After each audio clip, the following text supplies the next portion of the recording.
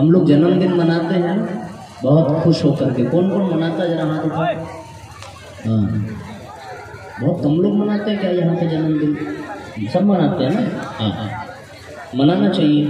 तो ये जन्मदिन जो हम लोग मनाते हैं ना, वो पता है क्यों मनाते हैं? जन्मदिन इसलिए नहीं मनाते कि केक काटने को मिले।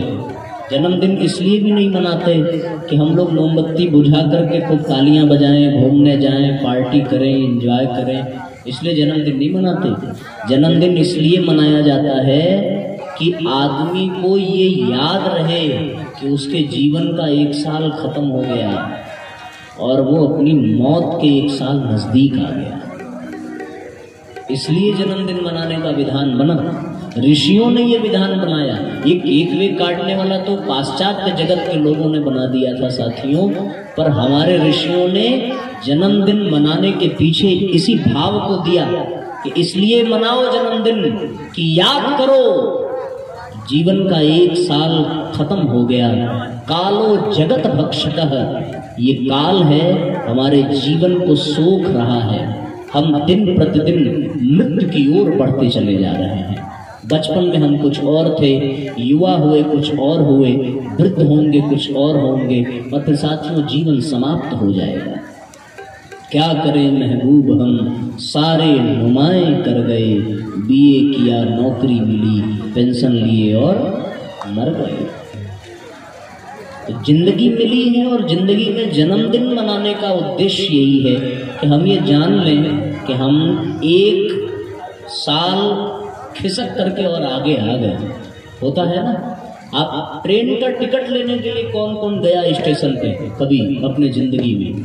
कितने लोग गए हैं? आप सब लोग गए हो ना। तो लाइन लगानी पड़ती है। लाइन लगती है, जो सबसे आगे काउंटर पे रहता है, जब उसको टिकट मिल जाता है वो चला जाता है और फिर लाइन आगे सरक जाती है। होता है।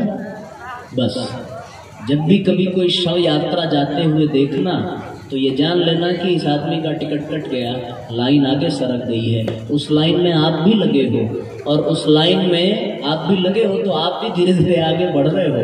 आपका भी टिकट कब कट जाएगा कोई भरोसा नहीं है। गुरुजी ने तो हर दिन नया जन्म, हर रात नई मौत का सूत्र दिया था। विवेकानंद जी 39 साल में चले गए, भगत सिंह 28 साल की उम्र में चले गए, भगवान परम पूज्य गुरुदेव तो 80 साल की उम्र में चले गए, आदि गुरु शंकराचार्य 32 साल की उम्र में चले गए।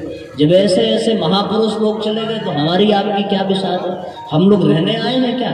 हम लोग भी तो जाएंगे। और साथियों, जिस 10 साल की उम्र में भगवान कृष्ण ने कंस का वध कर दिया था, हमारा तो 10 साल उम्र अंगूठा चूसने में ही बीत जाता है। आप कल्पना करो, आज यहाँ जितने लोग बैठे हैं कोई भी 20 साल से कम उम्र का नहीं होगा, बच्चों की बात मैं ना करूं तो साथियों, इसी 23 साल की उम्र में भगत सिंह ने देश के लिए इतनी बड़ी कुर्बानी दी कि 23 जन्म उनको याद रखा जाएगा। और हमारे जीवन का 23 साल बीत गया, हमने कुछ भी नहीं किया। तो ये बिल्कुल शर्म की बात है ना कि हम लोग बस जन्मदिन ही मनाते रहेंगे। मनुष्य जन्म हमें प्राप्त हुआ है, किस उद्देश्य से प्राप्त हुआ, क्यों प्राप्त हुआ, क्या जरूरत थी भगवान को इंसान बना करके भेजने की? तो एक काम तो इसको जानने के लिए करना पड़ेगा कि हम अपनी मौत को याद रखें। और ये जो शव यात्राएं निकलती हैं, अंतिम प्रणाम हम लोग करते हैं, राम नाम सत्य है बोलते हुए जाते हैं, इसलिए नहीं कि आप प्रणाम अगर नहीं करोगे तो फिर वो भूत बन करके डराएगी, ऐसा नहीं है। प्रणाम इसलिए किया जाता है कि वो जाती हुई शव यात्रा याद दिला करके जाती है कि मेरा तो काम हो गया, अब तुम्हारा भी नंबर आने वाला है। इसलिए साथियों, अपनी मृत्यु को याद करके रखना चाहिए। और आज इंसान के जीवन में दुख का सबसे बड़ा कारण है कि वो अपनी मृत्यु को भूल गया है, अपनी मौत को भूल गया है।